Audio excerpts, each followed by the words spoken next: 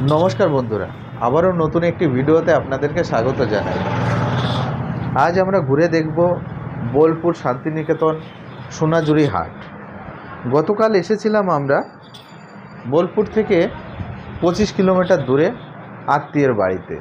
तो सेखान थेके सकाल सकाल एकटी बाइक निये बेरिये पड़ेछि बोलपुर शांतिनिकेतन उद्देश्ये। तो खूबই सुंदर এই শহরটি, চারিদিকে শুধু সবুজের সমারোহ, যার জন্য খুবই ভালো লাগছে। অবশ্য গরমের সময় গরম একটু বেশি, কিন্তু এখানে এসে গরমটা একটু কম মনে হচ্ছে। বন্ধুরা, আমরা এখন চলে এসেছি ছাতিমতলার বাইরে।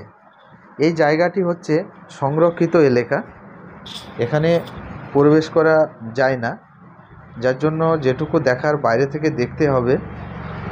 রবীন্দ্রনাথ ঠাকুর এই ছাতিমতলায় বসে লেখালেখি করতেন। আপনারা অবশ্যই জানেন আমাদের পশ্চিমবাংলার জাতীয় বৃক্ষ হচ্ছে ছাতিম গাছ, আর এই ছাতিম গাছের উল্টো দিকে রয়েছে বিশ্বভারতী মিউজিয়াম।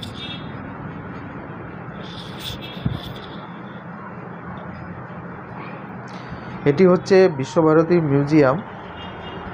এটাতে প্রবেশ করতে গেলে প্রবেশ মূল্য 100 টাকা, আর ছোট বাচ্চা বা যদি কোনো শিক্ষার্থী থেকে থাকে তাহলে তাদের জন্য প্রবেশ মূল্য 10 টাকা। বন্ধুরা, এই মিউজিয়ামে রয়েছে বিশ্বকবি রবীন্দ্রনাথ ঠাকুরের ব্যবহৃত বিভিন্ন জিনিসপত্র, এমনকি উনি যে নোবেল পুরস্কার পেয়েছিলেন সেটিও এখানে সংরক্ষিত রয়েছে। আর এই মিউজিয়ামের বাইরে রয়েছে সুন্দর বাগান, চারিদিকে প্রচুর গাছপালা রয়েছে। আপনারা যদি ক্লান্ত হয়ে যান তাহলে এখানে বসে একটু সময় কাটাতে পারবেন। এটি হলো উত্তরায়ণ। এরকম আরও কতকগুলি বাসভবন রয়েছে এই বাগানের মধ্যে।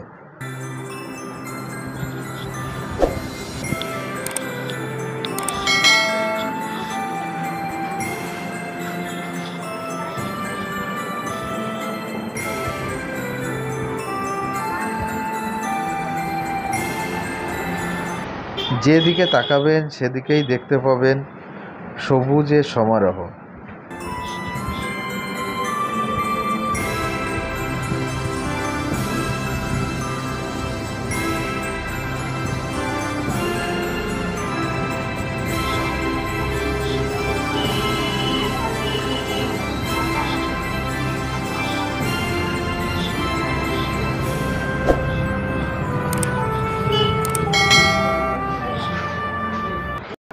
বন্ধুরা, এই যে গাড়িটি দেখতে পাচ্ছেন, এই গাড়িটি বিশ্বকবি রবীন্দ্রনাথ ঠাকুর ব্যবহার করতেন।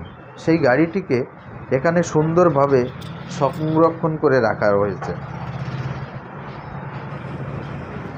এইবার আমরা এখান থেকে বেরিয়ে চলে যাব সেই সোনাঝুরি হাটে। এখন আমরা হাটের খুব কাছাকাছি চলে এসেছি। হ্যাঁ, প্রবেশ করেছি আমরা হাটে। বিশেষ করে আপনারা মনে রাখবেন, শনিবার আর রবিবার এখানে বড় করে হাট বসে। সপ্তাহের অন্যান্য দিন এসছে আপনারা দেখতে পাবেন অল্প কয়েকটি দোকান বসেছে এখানে। আর বিশেষ করে শনিবার রবিবারে যেদিন বড় করে হাট বসে সেদিন এখানে বাউল ফকিরের দল এখানে ভিড় করে থাকেন। অন্যান্য দিন তারা এখানে আসেন না। আর বিশেষ করে বাউল ফকির না থাকলে এই যে হাট, তার কোনো ঐতিহ্য থাকে না।